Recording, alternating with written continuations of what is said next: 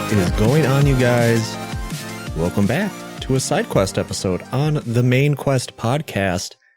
This is, or was, a Patron exclusive episode all about Golden Sun. But it is here. It is unlocked on the main feed, only because I am way too busy getting stuff ready for the Ghoulcade next month. This is one of the many patron requested episodes that a game that I covered and played, picked by the patrons for the patrons, which, you know, we're still kind of doing over there on the Patreon feed, but we're doing it in the form of polls now and not individual requests.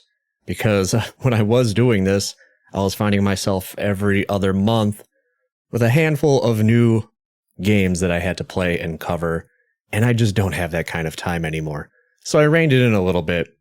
And if you would like to be part of the Patreon and you would like to select a game for me to play and talk about, like next month's I Have No Mouth and I Must Scream, head on over to patreon.com/the main quest.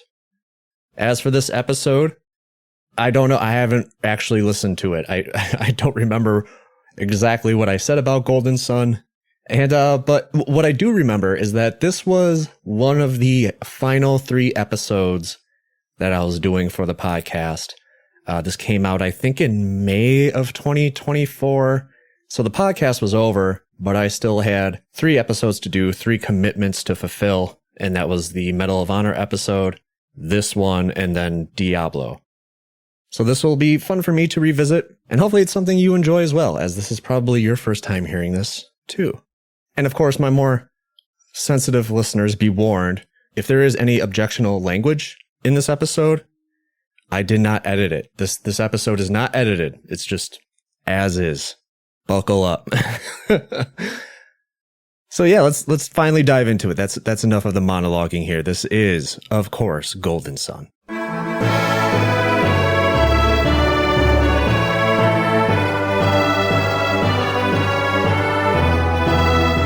Welcome back to yet another side quest episode here on your Main Quest podcast. Thanks for jumping back in here, you guys. We have a lot to go through today, so I'm not going to talk your ear off up top here. This is, of course, another patron requested episode, and it is Golden Sun for the Game Boy Advance.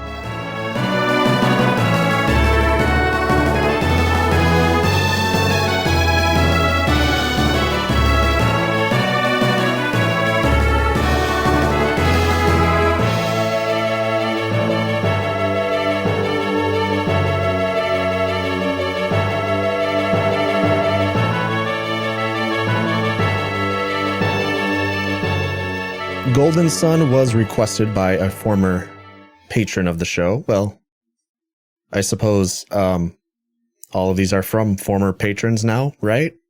There are former patrons. Anyway, it feels weird to say. This is another game requested by Eric Guess. If you haven't heard that name before, kind of weird, but he is the host of the Unlockables podcast. He's been on the show multiple times at this point. And because of his busy schedule, he was not able to join me for this one, and was also unable to leave any correspondence for me in regards to Golden Sun. So his silence speaks volumes, I suppose. I'm just going to go on a limb here and say that he hated the game, and he wanted to leave me with a miserable 20-hour experience. As for my previous experience, this is the first time I've ever played Golden Sun. I never even knew it existed until maybe 10-ish years ago when I started to get back into gaming and was looking for 16-bit games that I could easily emulate on my phone. And I'm sure I've said this before on one of the Game Boy Advance games that I've covered already, or maybe on another show that I was on. Maybe it was Advance Wars. I'm not sure. But after the Game Boy Color, I ignored the handheld consoles that were coming out. I missed out on everything until I got a Switch, and even then, I don't really consider that a handheld, a tried and true handheld. Especially since for me personally, I play it docked 90% of the time. Which, I mean, what? Can you blame me? Because going back to handheld in 2000 and 2002, I mean, what was even out? Like, what was the game? The PS2, the Gamecube, the Xbox, I mean, those were huge. And although, Nintendo pretty much had the market cornered on gaming handhelds until Sony came around with the PSP, and even then, still dominated.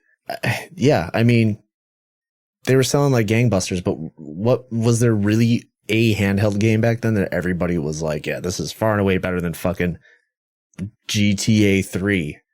So going back and playing all of these renowned titles like Advance Wars, Aria of Sorrow, Mega Man Zero, Metroid Fusion, and all of that has been very interesting for me. Because all told, yeah, the GBA was a huge success. And there's a lot of intersection with the Super Nintendo library, which I hold on high regard. And then I think a lot of other people do as well, especially when it comes to the GBA ports. And you can hear more of that in my Yoshi's Island episode. And so, of course, here I am just rambling, waffling, if you will. So I guess it's time to move on to today's history lesson. What is Golden Sun? And that is something I'm actually asking myself, considering what the ending of this game is. But we will talk about that in story. But rather, how did Golden Sun get made? Golden Sun is an RPG developed by Camelot Software and published by Nintendo.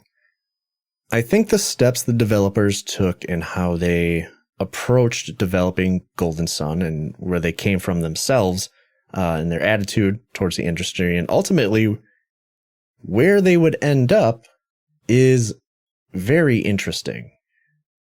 So we should probably introduce our duo here. The game was led by a team of brothers, Shugo and Hiroyuki Takahashi, who directed and produced the game respectively.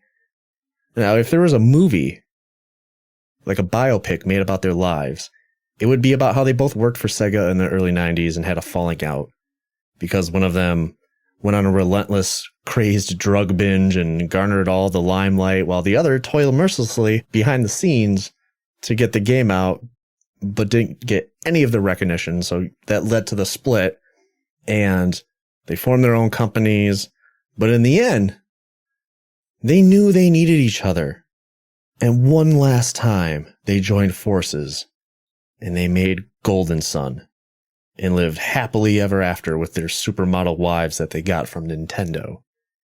Because that's how all biopics work. You see one, it's all the fucking same. They suck. So anyway, the older of the two brothers, Hiroyuki Takahashi, his career took off in the late 80s producing the Dragon Quest series with Enix. The first game he worked on was Dragon Quest II. I'm not exactly sure what his involvement was with 3, and he played a big part in 4. So with his experience developing, one of the flagship JRPG series, along with some other former Enix employees, he took his knowledge and applied it at Climax Entertainment, and his team ushered in an iconic series they called all their own, called the Shining series. Shining in the Darkness being the first release for the Mega Drive and eventually the Genesis. So this should put us around 1992. Hiroyuki-san leaves Climax to open his own studio that was mostly financed through Sega Interactive, and he called this Sonic Software Planning. Sonic with an exclamation mark for whatever reason. Don't ask me where that name came from. I have no idea. Hours of research and nothing comes up.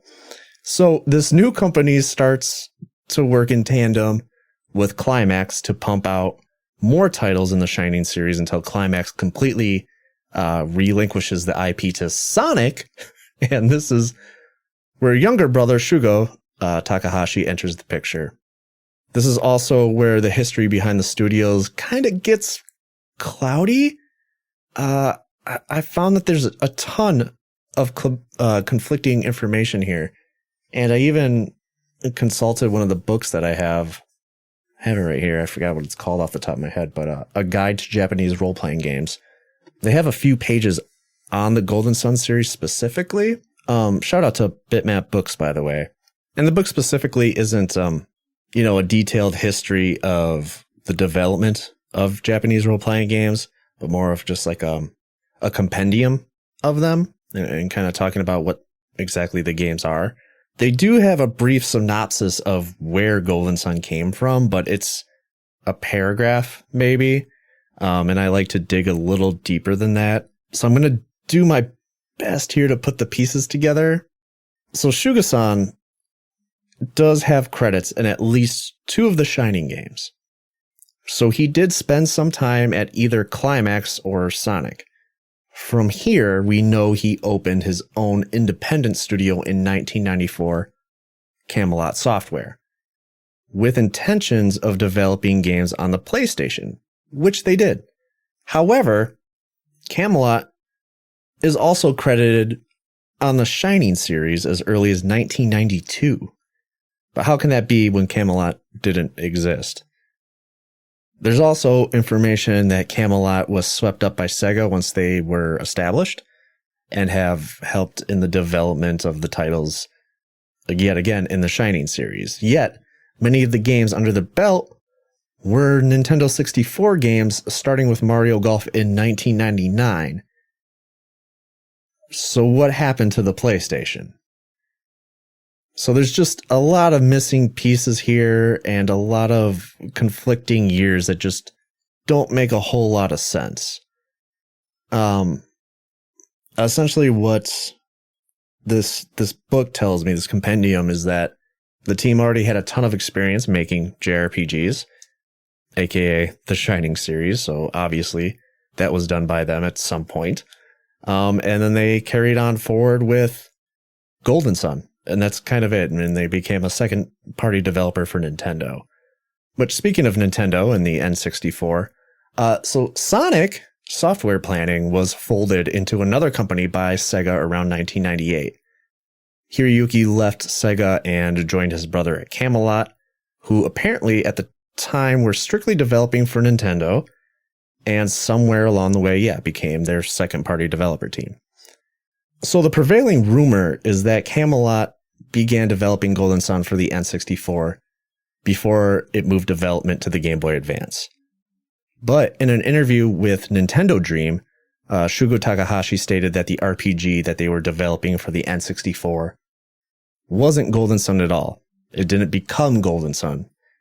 They just merely had concepts drawn out for an RPG, but none of those ideas became Golden Sun, so the rumor isn't exactly true.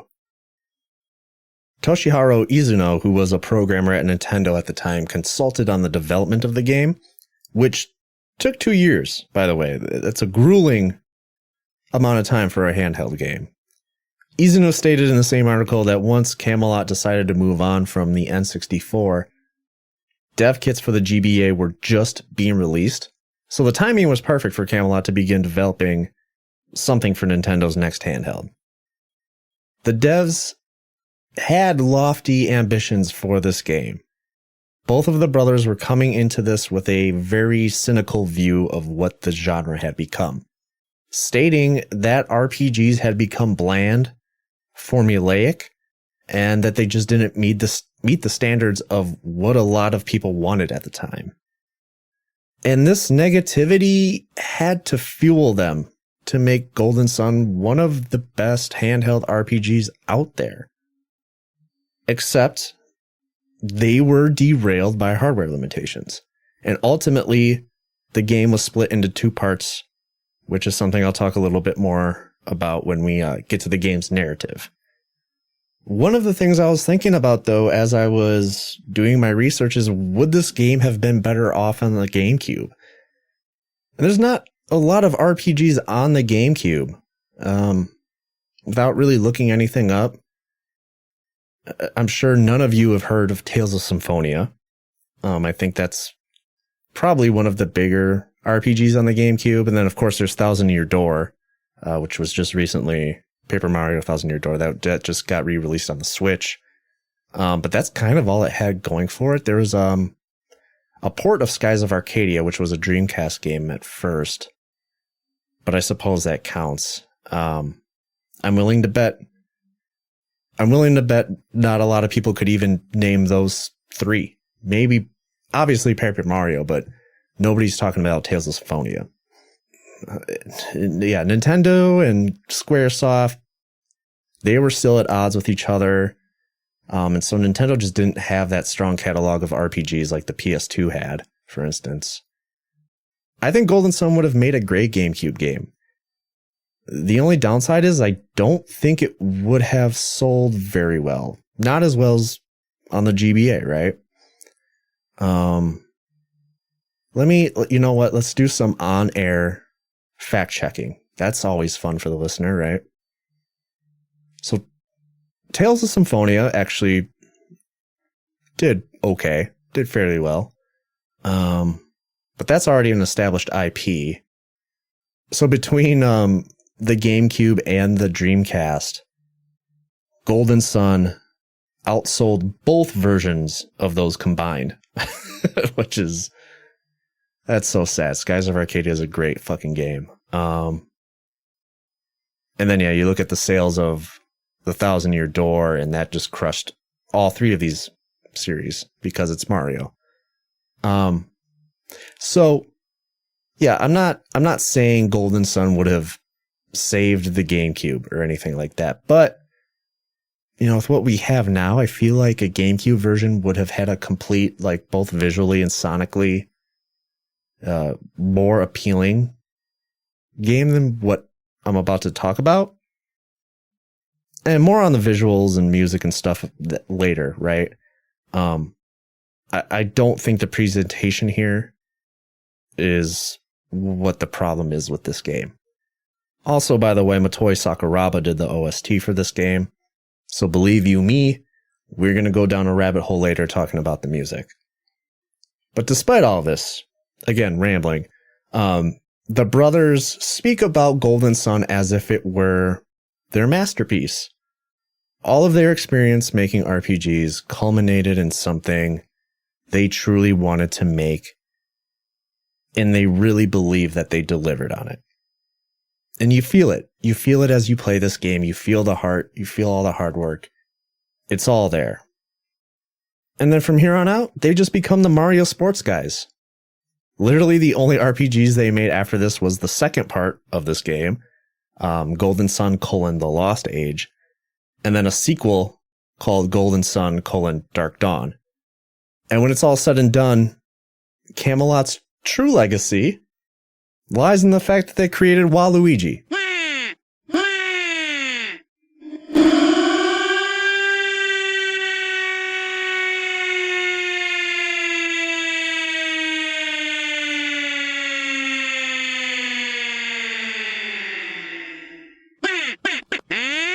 Golden Sun was released in Japan on August 1st, 2001, November 12th, 2001 here in the States, and Europe wouldn't see this until February 22nd, 2002.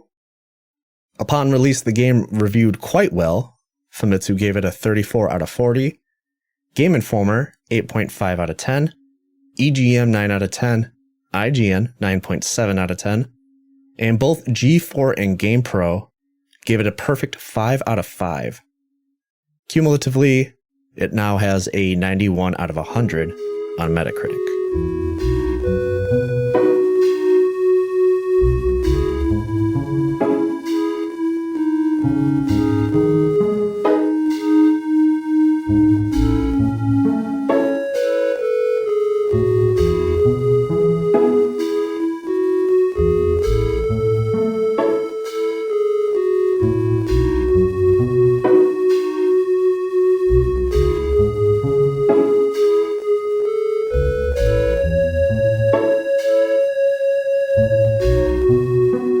Moving into the story and plot and narrative and writing and everything that happens in this game.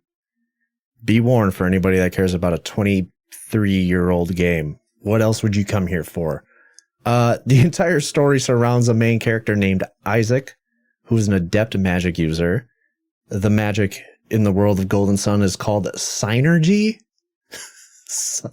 Synergy. I refused to call it synergy when I was reading about it in the game. I just called it synergy. It's a combination of psychic and energy. I hate it. It's fucking dumb, but whatever. I wrote it out. It's fine. The neat thing, though, and it's also kind of a detriment to the narrative as well, is that it totally seems like just about everyone in the game can use synergy to some extent. I'm just going to call it magic from here on out. You know what I'm talking about.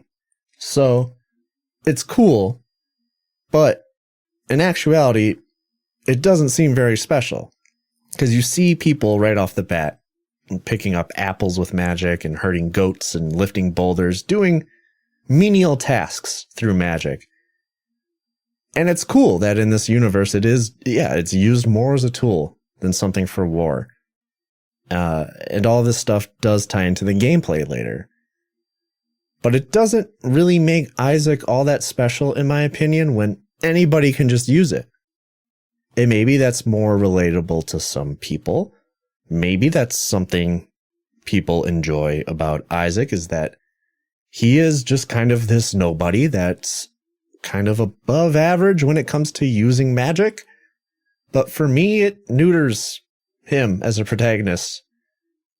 The cold open of this game bucks a lot of tropes that RPGs suffer from, and that Isaac isn't suffering from memory loss, and he isn't woken up by his mother or something and has to go find his sister in the beginning of the game. It's something that I kind of like. I don't think they stuck the landing in the end, and I'll talk about that in a second. But instead, the cold open here is we're introduced to the town of Vale, and it's under attack. We're thrown into a disaster scenario. People are fucking dying, getting heads chopped off. Shit is going down immediately. All of this is because our two main villains, Sodaros and Minardi, are attempting to resurrect a dormant form of magic called alchemy that has been sealed away in 4 elemental lighthouses, which are appropriately earth, wind, water, and fire. You heard that one before? That Isaac and his party must go to first, or get to first, before our villains. And that's pretty much the plot. Here's the problem. And it's not really the plot, right? The plot is just a rehash of 100 other RPGs from the past, right? The plot is thin, but you know what? I'm going with it, right? It's fine. It's the dialogue.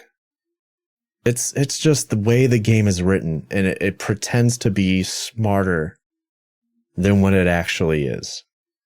The dialogue in this game causes a massive bottleneck and throws the pacing of the game off. And this cold open, I said it didn't stick the landing earlier. It's a double-edged sword for me, because on one hand, what a great idea to start a game off. Throw the player into an uncontrollable situation, right down to a boss fight that you're not meant to win, and you're kind of establishing exactly what's at stake. On the other hand, the setting doesn't get established, nor are the characters, because the writers want to throw conventions in the corner, and I'm left confused by all the nouns and pronouns alike, because I have no context for anything. You're just tossed in and told to just go. But then immediately after the cold open, the game fast forwards 5 years or something into the future, and we're more or less introduced to the main characters and the cast and everything. And then now the next hour is a slog after such a great opening, right? And this is early into the game, right? I'm still giving Golden Sun the benefit of a doubt, right? It's an RPG. There's going to be downtime. There's going to be those stretches of time where our characters might have some downtime. They might have to regroup. Perhaps we got to get a little bit of their backstory, or are reminded of our goal and what's at stake, or have to parse out new details that have come to light. But that doesn't really happen. There's nothing in this game that's very impactful in respects to how the story and characters are handled, and when it is, the game abruptly ends. Like literally, it just ends, and I'm just like, man, this is starting to, things are getting going here. The best example here at the beginning, as far as just how the story just undermines itself. So as Vale is under attack here, there's a big to-do about rescuing a character named Felix, who ends up dying during the disaster. And then 20 minutes later, he shows up. No explanation as to how he survived or anything. Like, you see him die a half hour earlier, and the game basically forgets. He's also a bad guy now, for reasons. It's just a weird and lazy reveal, and that kind of writing kind of plagues the narrative. There's also a pair of villains who are superior to Sadaros and Minardi that show up, and the game lets you know through like large chunks of dialogue that these guys are a big deal. They're scary, and when they show up, they let you know, and they have like incredibly long villainous monologues. But nothing even happens with them. They're not even boss fights. Which is another thing with the villains. Our team is supposed to stop them from getting to each lighthouse, but at every single one, the villains are already there. And they're like, well, how did you guys get here? And then your team's just like, oh, how'd you guys get here? And it's just, every time that happens, it's just a lot of talking and plot about nothing. And the dialogue doesn't need to be like this. This is the type of game where the plot and story should be able to fit on the back of a cereal box and nothing else. And I'd be happy. It'd be all the better for it. I'd be happy with it. The story to Golden Sun is the equivalent of a high school report where you need to meet like a 5-page requirement, but can perfectly elaborate on all points in only like 2 pages. So you just endlessly drag each part of your research out until it loses its meaning.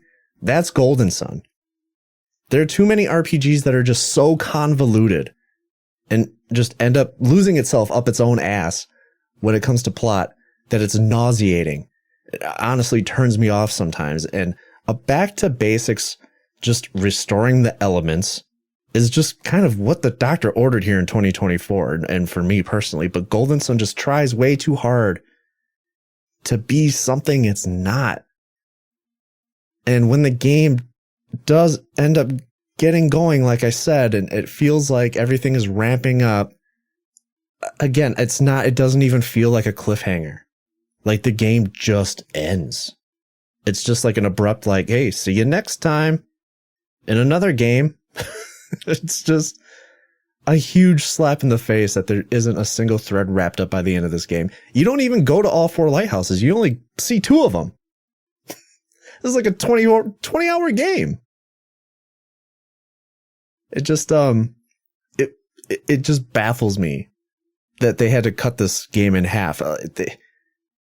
And I think it's probably because of just how long this narrative is. Perhaps if they cut the narrative short and then all this dialogue, they would have had enough room for another game on this cart. Or, hey, again, maybe this should have been a GameCube game. I don't know. There's other nitpicks that I have, and I don't want to dwell on them too much because then this episode's just going to suffer pacing issues itself. In the hierarchy of elements in a game, I don't take much stock in story, but it is an RPG. It has to keep me engaged at least. And there are small moments, particularly the towns, which also kind of have their own story beats. Those parts are great. Those are wonderful. But the big picture for me in general is kind of a letdown. That isn't helped by the fact that Isaac is also a silent protagonist, by the way. Nothing like, developing a character through a third party. Yeah, I don't have a lot of great things to say about the narrative, except that it's simple. Great. It should be simple. Yes. Is it? No. And there's literally no reason for it.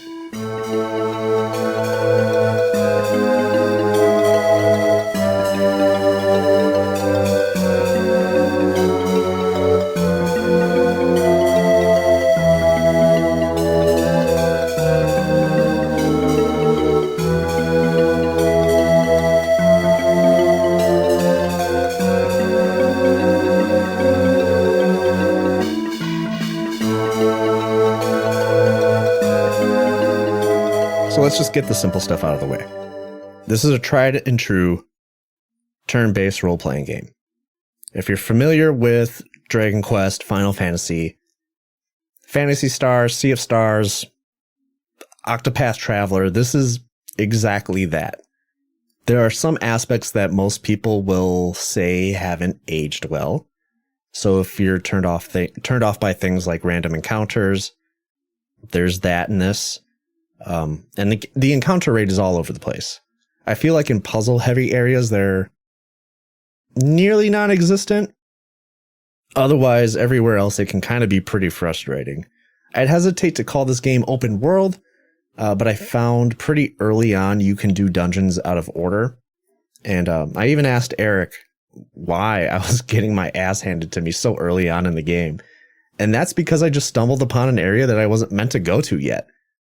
And that's kind of something that I loved. But again, hey, I'll warn you, if you walk through hell like I did, it's going to require a lot of grinding, which for me personally wasn't something I took umbrage with. I didn't mind having to grind, and it didn't really take all that long for me, maybe 20, 25 minutes. So it wasn't terrible.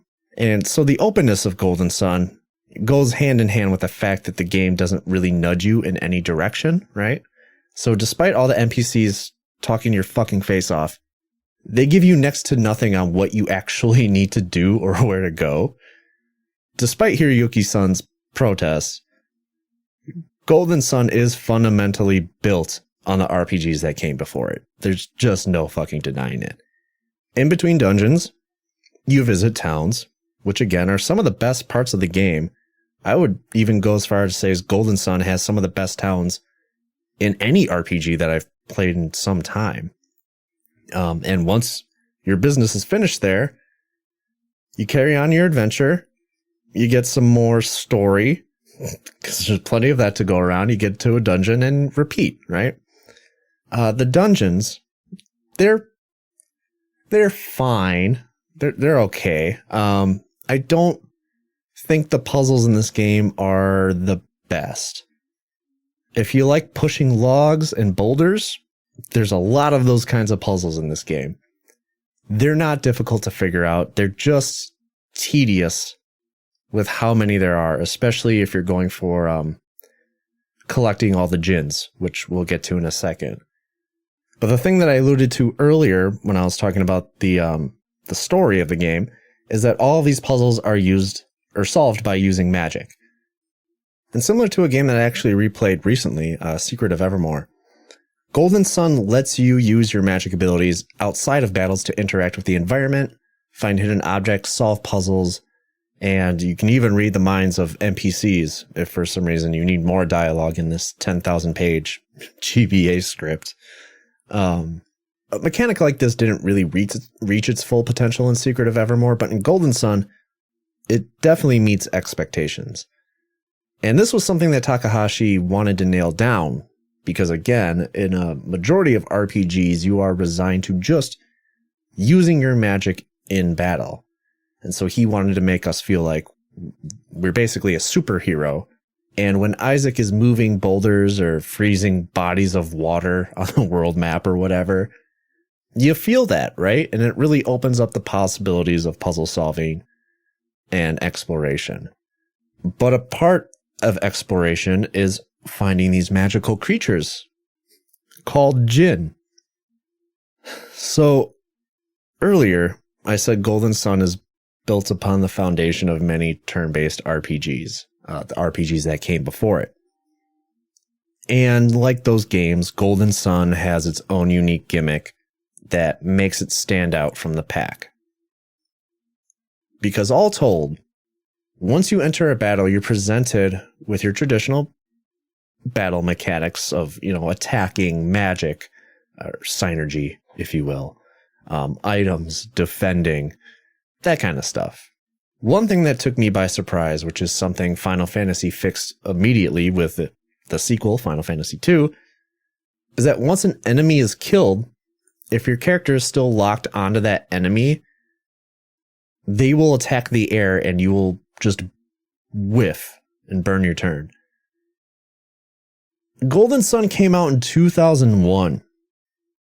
This seems like a massive oversight on Camelot's part. Maybe if they weren't so fucking concerned with being so wordy with their narrative, they probably could have fixed something like this.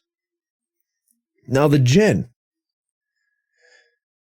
The Jinn themselves are set encounters in which once you win the battle, they become abilities that you can equip your characters with in order to raise your character stats and use incredibly powerful spells in battle. Now, one of the downsides to the Jinn encounters is that they can run away, leaving you high and dry. Typically, you can reset the encounter by leaving the room and entering it again. This becomes a larger hassle when the room in question has a puzzle that you need to solve, because then the puzzle also gets reset. Something that happened to me all too often. So it's recommended that, you save prior to getting into a Jinn encounter so that you can just reset your save. And then also go into that encounter using the most powerful attacks that you have. Just go completely apeshit. And the Jinn system is really cool. It's really fucking interesting and definitely one of the most unique mechanics that I've used in an RPG. But, and you knew that was coming, right? There's always a but with me. Golden Sun does not do its due diligence in explaining what it is and how to use it effectively. Now, I'm a huge Final Fantasy VIII apologist. I love Final Fantasy VIII.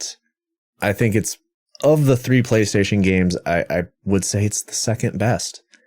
But I can't defend the lack of info that game gives you or doesn't give you on the junction system. And that's the same problem with Golden Sun. Well, all the fucking dialogue it has in here, it doesn't tell you what the Jinn system really is. And I got to a point, maybe 10 hours in, when I realized that I just really did not know what the fuck I was doing with the Jinn. In battle and outside of battle. I had no idea what the 3 states of the Jinn meant.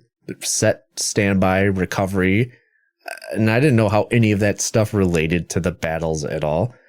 The game does no work to tell you any of this. And thank God for YouTube. Thank God for me. Well, I won't go that far.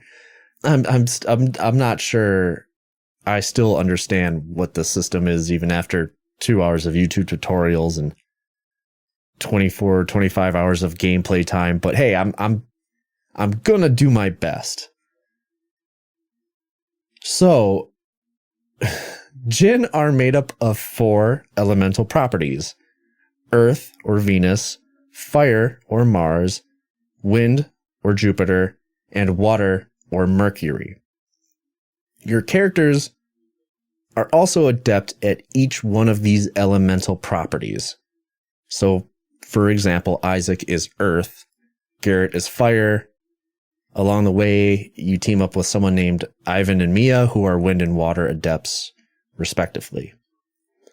Equipping Jinn to a party member with matching elements raises their stats through the roof and opens up to learning incredibly powerful spells and techniques ranging from, just powerful magic attacks, healing status ailments, and recovering the party's HP. And there's also summons that you can use in this game as well. And I think the best part of this system is that it encourages you to use magic all of the time.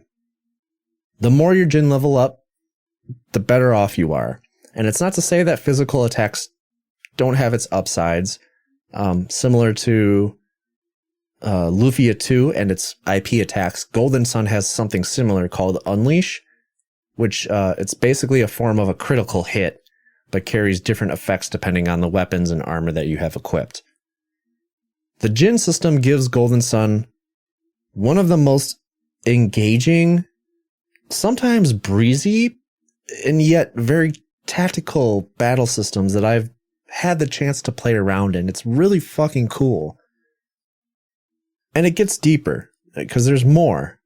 Because as you level up alongside the djinn that you have set to your characters, you then open up different classes, which dictate enhancements to your character's base statistics and what arrangements and elements of magic that they can use.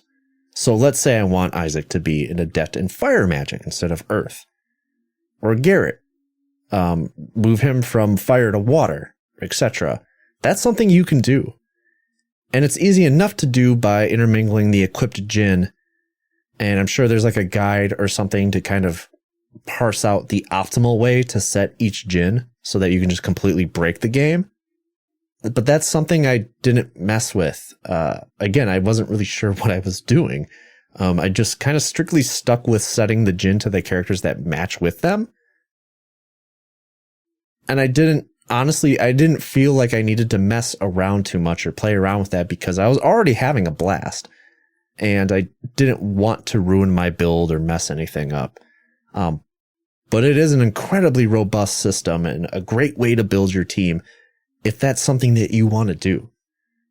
And if that's not interesting enough, it gets a little more interesting when it comes to battles. Also a little bit more confusing, in my case. So in order to actually use your djinn in battle, you have to summon them. This automatically puts them into standby mode and literally kills off any stat buffs that the djinn were giving you in exchange for you to use summon magic. This creates some incredibly tense moments during boss fights because once those summons are used, the djinn then go into recovery mode and then take a few turns to rest before you're able to use them again, which means that for several turns, you will be at your character's base stats and their base magic spells without any of the stat buffs that the djinn was giving you when you entered that battle. Which becomes all the more painful when you use a spell or a summon on something that is already dead. But it's really cool. I mean, if you are a diehard, turn-based JRPG fan, you really have to have your tactical chops up in this game. Otherwise, you're not going to do very good. And Camelot were actually pretty forward-thinking when it comes to, the recovery mode of the djinn. Because they will slowly recover as your characters walk around the world map. So there's no real extra steps, well, except for actually stepping, that you need to do to make sure that the djinn recover. Like there's no items you have to use or no healer you have to see in a town or anything like that. It's automatic. So you're good to go in the next battle. So I think that's kind of it in a nutshell as far as the gameplay goes. I'm sure I missed some of the nuances of the battle system and the djinn system and stuff like that, but at this point, I can safely say that you're way more informed of Golden Sun, the djinn system at least, than I was. But at this point, my head is like a bunch of mush right now. And I'm looking at the bullet points. I'm looking at this point I have on saving, and I will say that despite all of the out-of-date mechanics that make up this game, saving isn't one of them. I think one thing that people take for granted these days is getting to save just about anywhere, and you couldn't do that back in the day. And I did play Golden Sun on original hardware, and I was so surprised to find out that not only can you just save anywhere, you don't have to go to a specific town, you don't have to talk to anybody, you don't have to find a fucking campfire or whatever. You just save anywhere, all the time. But you can also put this game to sleep. There's a sleep mode, and you just pick up right where you left off on your next session. Something I really appreciate.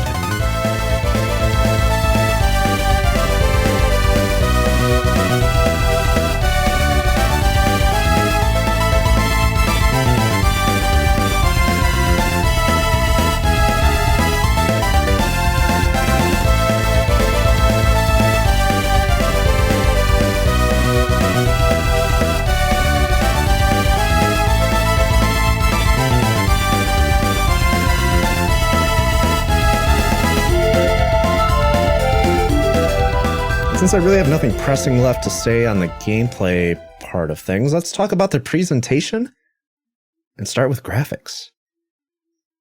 Golden Sun looks great. The art direction, the character sprites and towns all look really unique. If I saw like a random out of context screenshot of this, I would totally be able to tell it's Golden Sun. I haven't played those sequels, but I'd probably be able to be like, oh yeah, that's probably one of the Golden Sun sequels. The dungeons aren't drab. In fact, a lot of them are very vibrant, and parts of the world map have distinct and whimsical settings that make you feel like you are on an adventure. And that's just the world map.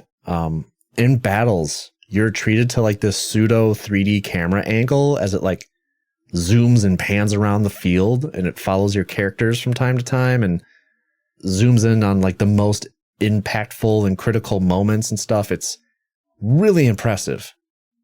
On top of that, the animations used for magic are fucking great. There's just a light touch of particle effects going on that I appreciate. The summons are cool. They're neat. Honestly, probably giving them more credit than they deserve. I was actually a little let down by the summons. When they show up, they just kind of look like JPEGs floating around the screen for the most part.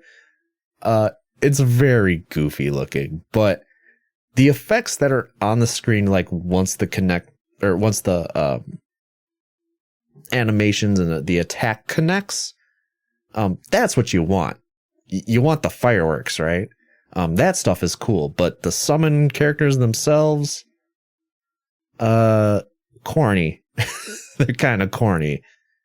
But even with all that praise, all the stuff that I just said, personally, I don't like the way the game looks. Like the character portraits and in-battle sprites, they look fucking great. But outside of that, everyone just looks simplistic and like uninspired.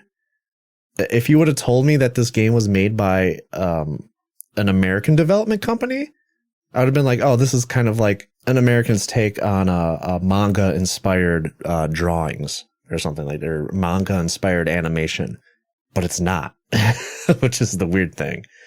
So I guess let me put it this way, like look at some of its contemporaries, or not even its contemporaries, but the ones, I guess it's 16-bit counterparts, like the Super Nintendo era Final Fantasy.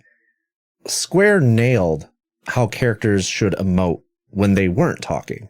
You could distinctly tell what that character was doing or how they were feeling just by how the sprites were moving. In Golden Sun, that doesn't happen. It doesn't happen at all.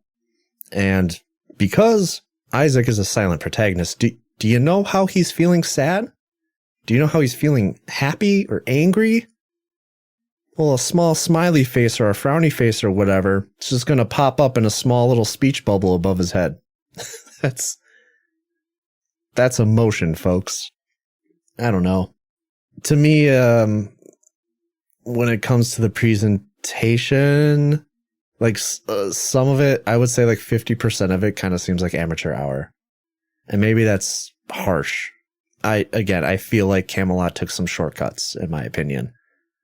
There's another example is when Isaac does have any say in this game, which comes down to you either picking yes or no in a question scenario.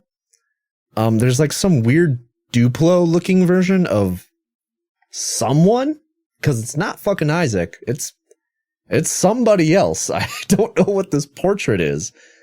It's almost like some weird stand-in, like default portrait Camelot forgot to replace.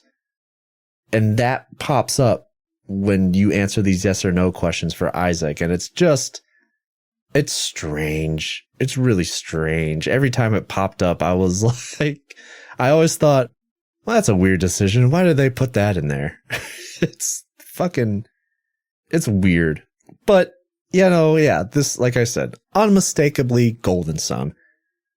The stuff I don't like about it, which is kind of everything, personally, is what I would say makes the game so distinct, right? And you can call me crazy. You're probably like, Keith, you're just such an asshole. It's just me personally. Like I said at the top of this section here, I think Golden Sun looks great. It's just not my thing. As for the music, Well, it's a Game Boy Advance game. We all know that the sounds coming out of that console is, at its best, subpar. I can't even think of a GBA game I've covered where the OST or sound design was any good. Advance Wars probably, that one might be the best, or maybe one of the Castlevania games. But either way, I think we have a new champion. Now, I mentioned at the top of the episode that the composer for Golden Sun is Motoi Sakuraba. He's now known as the Mario Sports guy because he is the in-house composer for Camelot. But prior to working on this game, he worked on the Shining series, the Tales series, Valkyrie Profile, Dark Souls series, the Star Ocean series. He's even performed live with Nobuo Uematsu's band. I think you get the picture. This man is an entire force. Sakuraba squeezed every ounce of life out of this fucking sound chip in a way that reminds me of how Yuzo Koshiro knew his way around the Yamaha chip in the Genesis. And not that the sound chips here are comparable. They're not. I'd much rather hear a good soundtrack come out of the Genesis than the GBA. It's just that I'm reminded of Koshiro here because of how well Sakuraba seems to know the hardware and get the most out of it. The clarity isn't quite there, but it's the best I've heard. There's still almost like a staticky resonance after each note, but the music doesn't sound like it was run through fucking 7 different processors and filtered to death. Nor is it oppressively loud, which I found makes those flaws more apparent in a lot of the GBA games that I've played. But that's where the sound effects come in, because those sound terrible and suffer from exactly what I just spoke about. The critical hits, and when you capture or you find a djinn, some of the spells that you use, they all sound like someone threw a fork in a garbage disposal. It's probably not that bad, but it's pretty rough. It's rough. And it's only as noticeable because the soundtrack is so good and sounds so good. A majority of the soundtrack is a mishmash of classical symphonic pieces that are mixed with elements of prog rock. There's some very powerful driving music in here that you would want in a game just like this. It is a total masterclass in developing music using the GBA sound font. It's diverse, but it's cohesive, and I think it's just as important to the identity of the game as its art direction.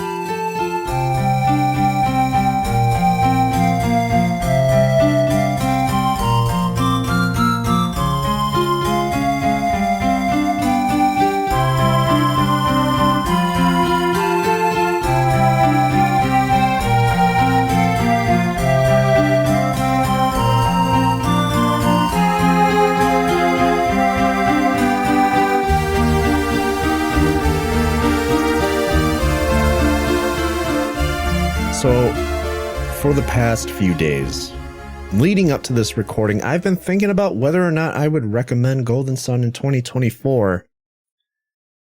And part of that is maybe I'm overthinking it too much. And I guess let me put it this way. And keep this in mind when I say that I haven't played the sequels to this game.